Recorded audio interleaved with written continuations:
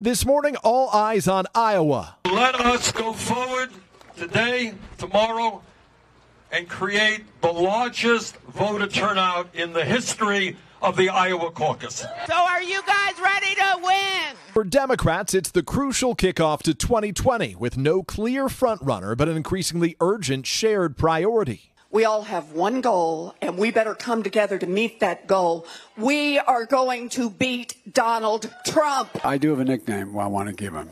Former President. The latest NBC News Wall Street Journal poll from 11 battleground states where the general election is likely to be decided shows both Joe Biden and Bernie Sanders leading President Trump, with Elizabeth Warren and Pete Buttigieg narrowly trailing. Buttigieg still hoping to defy expectations here. How crucial is a win in Iowa for you? Well, really important for us to succeed here, partly because, of course, it's that first chance to demonstrate that our message is the right message. Still, among Democrats, divisions remain between progressives touting a populist platform and moderates promoting a message that could lure back voters who flipped from Obama to Trump.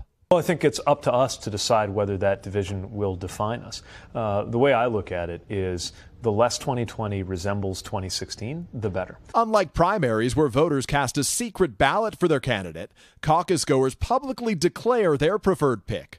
And if that candidate fails to win enough support, they can choose a different contender, meaning a caucus goer's second choice can be as important as their first.